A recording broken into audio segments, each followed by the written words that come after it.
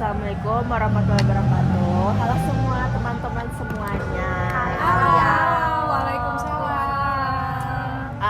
Jadi selamat datang di podcast Keislaman. Semoga kalian semua dalam keadaan sehat walafiat. Amin ya Allah, amin. Nah, pada episode kali ini, podcast kali ini itu kita akan membahas topik yang menurut kita itu udah cukup banget topiknya, sering diperbincangan ya, sering menjadi perbincangan, ramai banget di media sosial, yaitu LGBT atas nama HAM.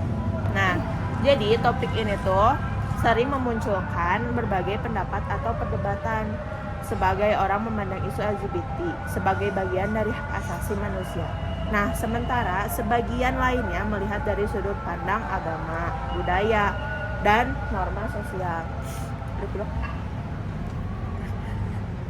Nah, pada podcast kali ini tuh kita nggak cuma ngebahas dengan emosi atau saling nyalahin, tapi juga kita itu coba pahami persoalan ini secara lebih ilmiah dan berdasarkan perspektif Islam. Jadi kita udah sama 4 narasumber, ya kan? Boleh perkenalan dong. Halo semuanya, aku Gisela Liat Rajat. Halo, aku Aisyah Nasyomeka. Halo, aku Febriani Putri Lestari. Halo, aku Marcella Putri. Dan halo, saya Kalisa Hanindya Syahraz. Nah, baik tanpa berlama-lama ya, Kita karena langsung aja waktu kita langsung aja masuk ke pembahasan utama. Nah, yang ke-1 itu kita bakal membahas tentang memahami LGBT dan HAM. Jadi sebelum masuk ke perspektif Islam, mungkin kita perlu memahami dulu nih apa itu LGBT dan kenapa sering dikaitkan dengan HAM. Di perspektif Islam, mungkin kita juga perlu memahami dulu apa itu LGBT dan kenapa sih sering banget dikaitin oleh HAM. Kalau Gisel bisa nggak menjelaskan? Boleh. Jadi LGBT ini tuh adalah singkatan teman-teman, singkatan dari lesbian, gay, biseksual, dan transgender. Nah, secara sederhana artinya tuh apa? Jadi kalau lesbian itu adalah perempuan yang tertarik ke perempuan lagi. Kalau gay itu lelaki yang tertarik ke sesama lelaki. Terus kalau biseksual itu bisa kedua-duanya, bisa suka ke laki-laki, bisa suka ke perempuan. Sedangkan kalau transgender itu adalah individu yang merasa identitas gendernya itu beda gitu sama teman-teman sejenis biologisnya. Nah, kenapa bisa disangkut pautkan dengan HAM? Karena di dalam perkembangan global saat ini, LGBT ini tuh menyangkut hak individu untuk menentukan pilihan hidup dan identitas dirinya. Gitu. Oke, jadi kenapa sih HAM itu sering digunakan dalam pembahasan LGBT? Mungkin Nashwa bisa menjelaskannya. Kalau menurut aku, karena dalam konsep hak asasi manusia sendiri, setiap manusia memiliki hak-hak dasar yang melekat sejak lahir ya. Misalnya hak hidup, hak memperoleh perlakuan yang sama, hak bebas dari kekerasan, dan hak mendapatkan perlindungan dari hukum. Kelompok yang mendukung LGBT berpendapat bahwa orientasi seksual dan identitas gender merupakan bagian dari hak pribadi seseorang yang tidak boleh menjadi alasan diskriminasi. Oh, berarti ada dong kayak sudut pandangnya itu bahwa setiap orang tuh berhak nentuin pilihan hidupnya masing-masing. Betul, itu salah satu argumen yang sering digunakan dalam diskusi hak asasi manusia internasional. Oke, mungkin kita bakal lanjut ke segmen 2 ya, mengenai perspektif Islam mengenai LGBT. Nah, coba mungkin Feby bisa menjelaskan bagaimana sih Islam memandang persoalan tentang LGBT ini. Oke, nah dalam Islam manusia diciptakan Allah dengan tujuan dan fitrah tertentu. Allah Subhanahu wa Ta'ala berfirman dalam Al-Quran bahwa manusia diciptakan berpasang-pasangan, yaitu laki-laki dan perempuan. Pernikahan dalam Islam juga ditetapkan sebagai hubungan antara laki-laki dan perempuan yang bertujuan untuk membangun keluarga, menjaga keturunan, dan menciptakan ketentraman hidup. Nah, karena itu hubungan seksual sesama jenis tidak disesuaikan dengan ketentuan yang diajarkan dalam Islam. Ada gak sih kayak misalnya tuh contoh dalam Al-Qur'annya yang sering dijadikan rujukan tentang LGBT ini tuh? Ada nih, yaitu salah satunya adalah kisah yang paling sering kita bahas, yaitu kisah Nabi Lut alaihissalam dan kaumnya. Ada nih, salah satu kisah yang paling sering kita bahas adalah kisah kaum Nabi Lut alaihissalam dan kaumnya. Dalam beberapa ayat Al-Quran dijelaskan bahwa kaum Nabi Lut melakukan penyimpangan seksual dengan mendatangi sesama laki-laki untuk memenuhi syahwat. Perilaku tersebut dipandang sebagai perbuatan yang menyimpang dari fitrah manusia menurut ajaran Islam. Oke, berarti dalam aspek Islam tuh cukup jelas ya dalam persoalan perilaku seksual sesama jenis tuh. Nah, iya, dalam aspek hukum dan moral Islam, hubungan seksual sesama jenis tidak dibenarkan. Namun, itu juga perlu dibedakan antara perilaku dan manusia sebagai individu. Oke, mungkin kita lanjut ke segmen 3 yang mengenai Islam dan penghormatan terhadap sesama manusia. Mungkin Marcella bisa menjelaskan nih apa sih yang dimaksud membedakan antara perilaku dan individu. Jadi mungkin ya kalau misalkan kita lihat dari segi agamanya ya, jadi di Islam sendiri pun kayak kita tuh gak boleh terlalu menghakimi ya. Kan sekarang lagi tren banget tuh ya, ketemu boti di tempat pukul Ya, yang kayak gitu ada sampai ada hashtag boti mati. boti mati Anti Nah, boti. banyak banget Anti-boti. banyak banget. Walaupun emang itu salah satu perilaku yang menyimpang ya teman-teman, benar gak sih? Benar. Perilaku yang menyimpang dan kadang juga apa ya, membuat risih ya, kita melihatnya kayak risih segala macam gitu. Tapi kita tetap tidak boleh menghakimi mereka karena setiap manusia juga punya hak asasi masing-masing.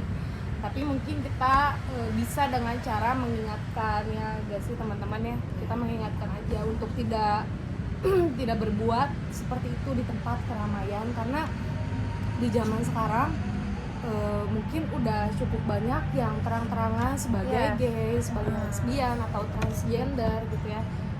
Mungkin seperti itu Caca. Kalisa.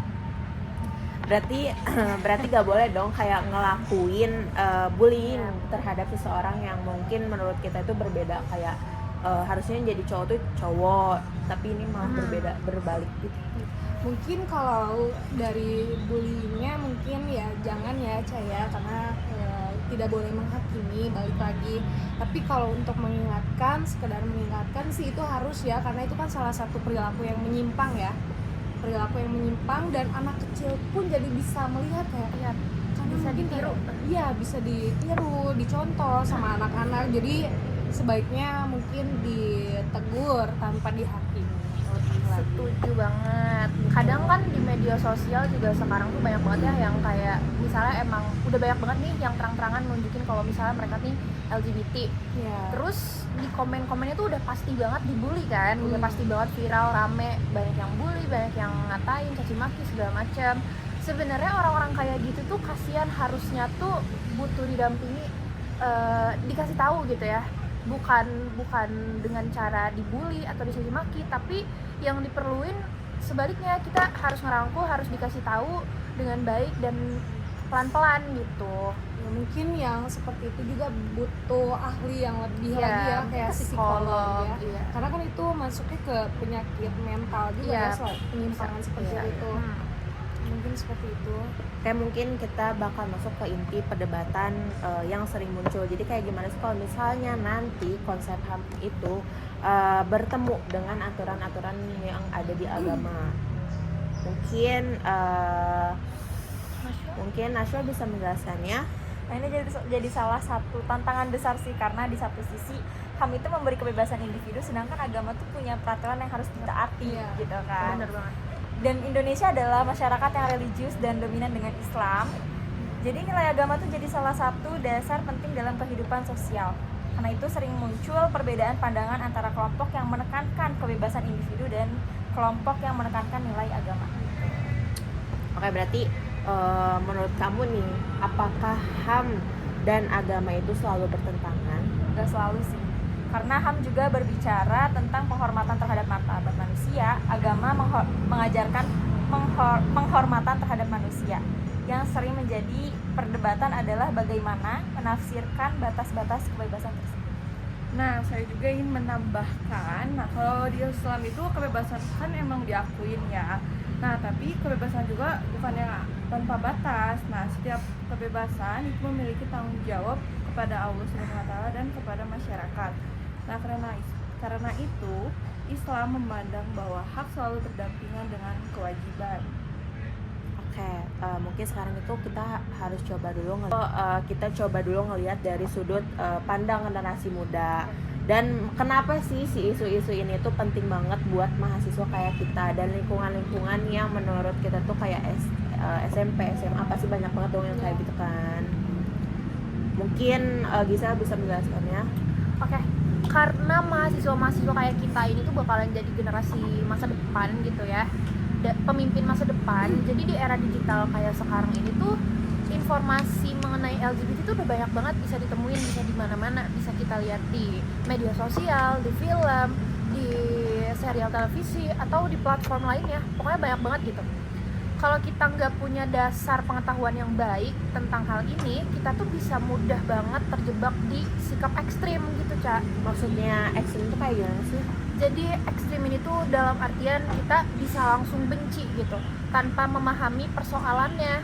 Kita bisa nerima semua informasi itu tanpa ngelakuin kajian kritis. Jadi mahasiswa kayak kita ini tuh harus bisa objektif kalau misalnya ada masalah seperti ini, pahamin berbagai sudut pandang dan tetap memiliki landasan nilai yang kuat gitu, Ca.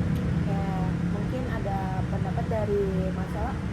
Ya mungkin ya kurang lebih sama kali ya, apalagi kan kalau dilihat baru aja kita dapat berita soal mahasiswa di kampus. Oh iya, yang viral. Ya, itu yang viral itu ya, mereka kaum sesama jenis gay ya melakukan adegan asusila ya tak senonoh asusila di tempat umum di dalam kampus. Di dalam kampus.